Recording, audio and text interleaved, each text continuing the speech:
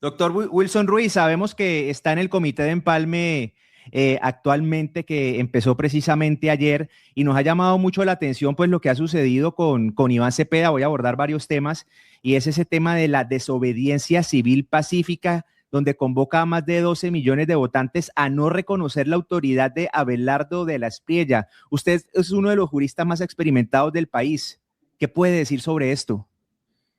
Lo primero, Armando, le ofrezco disculpas a todos mis exalumnos, a todos abogados y abogadas que me conocen como ex procurador, ex magistrado y ex ministro de Estado. Y yo quiero que la democracia no puede funcionar si cada elección, Armando, termina condicionada a la voluntad del sector que perdió. Te lo digo porque es que promover una eventual desobediencia civil que tú acabas de mencionar contra el presidente electo, antes incluso de que asuma el cargo, esto es un mensaje profundamente preocupante y equivocado. ¿Qué pasa con esto? Porque está erosionando la confianza en las instituciones y además alimenta la polarización. En un Estado de Derecho, todos lo sabemos, existen mecanismos constitucionales y judiciales para poder controvertir decisiones o cuestionar la elegibilidad de un mandatario. Sustituir esos caminos por llamados a la movilización permanente, considero que solo debilita el orden democrático. Como el ministro de Justicia, considero que el primer deber de cualquier dirigente político es respetar el mandato que expresan las urnas y actuar dentro del marco de la Constitución y la ley. Hombre, mire, mi querido Armando, usted me conoce como un demócrata que soy. La oposición es legítima y necesaria, pero debe ejercerse con argumentos, controles institucionales y que haya un respeto por la legalidad, no con mensajes que puedan interpretarse como una invitación a desconocer la autoridad del presidente que actualmente elegimos los colombianos. Ahora, para terminarte la idea, si hay controversias jurídicas, serán los jueces quienes deben resolverlas. Mientras tanto, la estabilidad del país exige una responsabilidad, prudencia y un compromiso con las instituciones académicas y democráticas del país. A mí me llama mucho la atención, siento miedo en las palabras de Iván Cepeda. Dicen que, según él, pues sus propias palabras, que Abelardo de la Espriella básicamente insinúa que es un agente infiltrado de una organización estadounidense aquí en Colombia, una especie de espía, pero además insisten con ese tema de la doble nacionalidad y que no se metan con Gustavo Petro. ¿Cómo analiza usted también ese mensaje? Mira, mi querido Armando, y el país me conoce, con el presidente Iván Duque extraditamos 432 narcotraficantes en un interregno casi de 2 años. No puede un señor que acaba de salir de una candidatura presidencial y que automáticamente por haber quedado de segundo, él queda de senador y su fórmula queda de representante. Eso no le queda bien. Amenazar, extorsionar, olvídese. Yo creo que aquí tenemos que respetar que no importa de quién se trate. Escúcheme que les hable así, es que aquí no se trata de que van a tener una inmunidad absoluta. Aquí si los Estados Unidos u otro país requieren a cualquier persona, Armando, el deber de Colombia, de acuerdo a todos los tratados vigentes, a todos los acuerdos internacionales, hay que cumplirlos, uno no puede desconocerlos. A mí lo que me preocupa es que empiecen a manejar ese tipo de mensajes cerrados en contra, digamos, del país. Y te lo digo porque eso no tiene ningún sentido. Es que mire usted lo que le voy a decir con esto. La insistencia de Iván Cepeda. Tú preguntabas hace un momento, decías sobre la doble nacionalidad de Abelardo de la Espriella, presidente electo. En mi concepto parece más una estrategia para mantener vivo un debate político, diría yo, que una discusión con verdadero sustento jurídico. Ahora, si nuestra constitución, yo ya lo he dicho en la red, te lo repito a ti, colombiana permite la doble nacionalidad y no exige renunciar a ella para ejercer la presidencia, resulta difícil, Armando, para uno, digamos, entender por qué se pretende convertir este tema en un requisito inexistente. En mi criterio, cuando no hay un impedimento legal o constitucional claro, insistir en ese argumento termina siendo una forma, a ver, digámoslo claramente, de desviar la conversación de los problemas que realmente preocupan a los colombianos y de sembrar dudas sobre la legitimidad de un presidente electo por una vía distinta o la del debate democrático y constitucional. Esos son unas especies o formas de distracción. Yo ya lo dije cuando han intentado decir esto, que no hay ningún problema, absolutamente ninguno, que dejen de inventar una cantidad de situaciones que no existen. Sobre todo en esta mañana de la que estamos hablando aquí contigo y todas las personas que están conectadas, mi querido Armando. Bueno, usted empezó esta respuesta hablando de extradición y yo veo a Iván Cepeda muy seguro. ¿Existe la posibilidad entonces, pues que están asustados de que exista la posibilidad de que Gustavo Petro vaya a ser extraditado? O sea, ¿Estados Unidos podría tener algún tipo de prueba que amerite eso? Mire, Armando, yo la verdad me quedaría muy mal inventarme cosas que yo no conozco.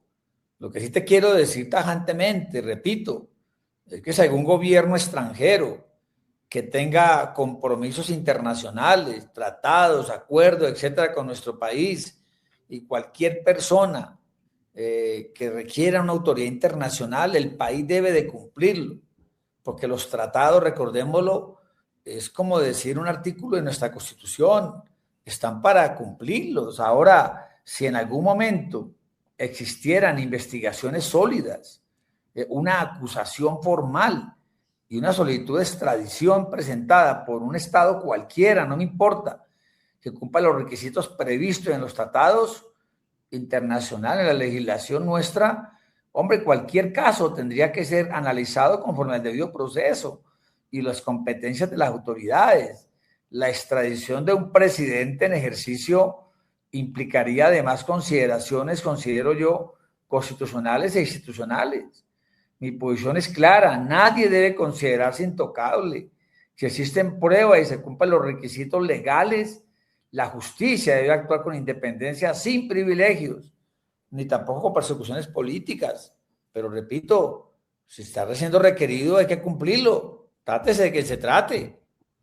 Pero fíjese, ellos están preocupados por eso, pero no nos podemos olvidar que el subsecretario Landau advirtió sanciones y revocación de visas a quienes interfirieran en el proceso electoral y ahora Cepeda llama a desconocer el resultado. Yo creo que esas advertencias aplican también para lo que está sucediendo ahora. Mire, mi querido Armando, ya no hay tiempo de llorar. Te lo digo que ya no hay tiempo de llorar porque el señor Cepeda reconoció el triunfo del señor Abelardo de la Espriella como presidente electo ya a puertas de posesionarse. Ya ahora como ya la empiezan a ver un poco gris y ya empiezan a destapar todos los temas de corrupción de este gobierno, ahora sí empiezan ellos a querer, escúchame el término tan coloquial, a calentar el ambiente de nuestro país. Yo creo que no es el momento. Yo creo que Colombia es un país, perdón, que merece respeto y merece mucha prudencia porque esas personas que han votado por el señor Abelardo de la Espriella, porque quieren un sendero mejor de país, y aquellos también que votaron por el señor Cepeda, también buscan otras situaciones. A mí me parece que todas las partes de un proceso electoral merecen respeto, de modo que ya sale la elección y ahí tenemos que sostenernos.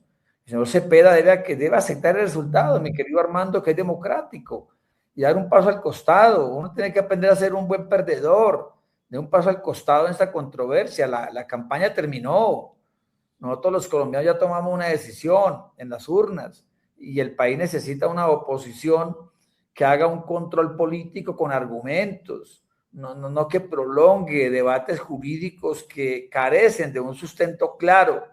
La insistencia permanente en este tema definitivamente transmite la impresión de querer mantenerse en el centro de la discusión pública, cuando lo que Colombia espera de sus dirigentes es una altura, Armando, institucional y un respeto por la voluntad popular que así se plasmó en las urnas. Guste la que no le guste, pero hay que aceptar, hay que ser, escúchame el término, como buen perdedor y ya. ¿Han escuchado ustedes recientemente hoy que se habla de una versión de la primera línea 2.0. ¿Había escuchado esto que le acabo de decir? Hombre, claro que Primera sí. línea 2.0.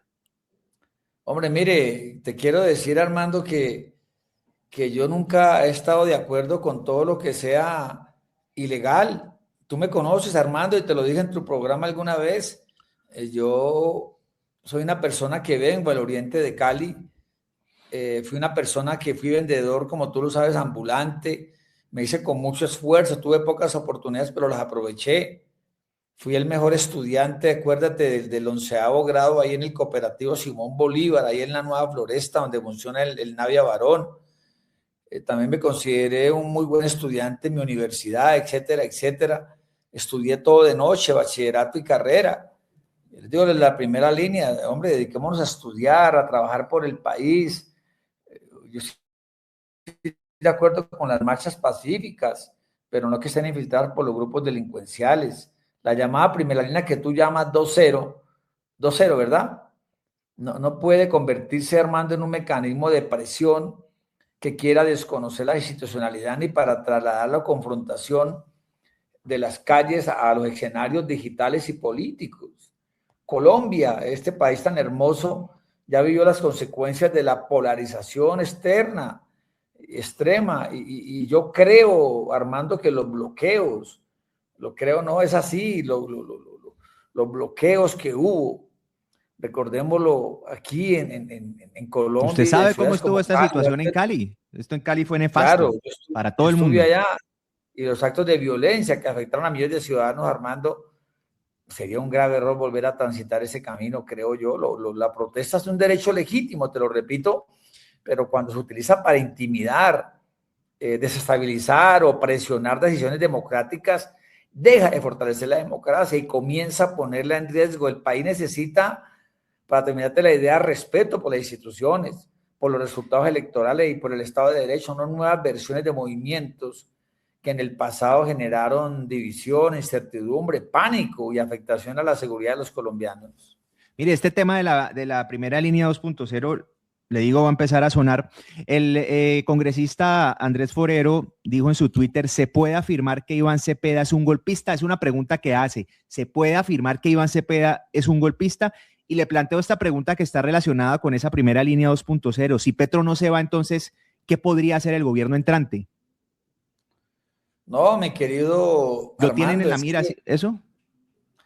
mira, Armando, le quiero decir algo y espero que mi respuesta no genere mucha incomodidad ni tampoco quiero generar ninguna especie de violencia, pero los periodos constitucionales se tienen que respetar.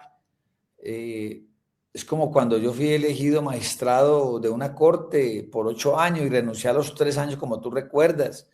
Yo no me puedo pasar de los 8 años. Le dimos un presidente de la República, ya tenemos un nuevo presidente electo. Y duele decirlo, pero si no, nuestra fuerza pública debe de actuar e inmediatamente darle el camino para que ingrese el nuevo presidente de la República, porque repito, es lo que los electores y la democracia así lo establecieron y eso jamás se puede desconocer. Bueno, el Clan del Golfo anunció que suspende el Bien. impuesto de guerra en Antioquia. El Clan del Golfo anunció que suspende el impuesto de guerra en Antioquia y Córdoba, como dicen ellos, un gesto de buena voluntad hacia el presidente electo Abelardo de las Prillas a Colombia. Usted fue ministro de Justicia y conoce muy bien esa estructura. ¿Cómo interpreta o cómo interpretar ese movimiento? Mire, Armando, hay que decir algo muy claro. Es como cuando los grupos al margen de la ley sacan leyes en diferentes partes o zonas del país, leyes que solamente se la pueden imponer a aquella gente en la cual infortunadamente no hay muy buena presencia del Estado. Es que ley 01, que ley 02, eso desde luego no tiene ninguna validez en nuestro país. Yo creo que es lo más lógico que una organización delincuencial de esta que usted acaba de mencionar diga que va a dejar de cobrar impuestos y eso pues es lo lógico. Aquí el único facultado para cobrar impuestos en nuestro país se llama Congreso de la República, que encarga de crearlos para que los cobren otras autoridades del orden nacional. De modo que eso es lo correcto que tienen que hacer. Yo siempre he dicho, quieren mostrar gestos de paz, empiecen a desmovilizarse, empiecen a someterse, porque no les queda otra alternativa. Es lo que el país está esperando para poder empezar a mejorar tanto y tantos problemas de inseguridad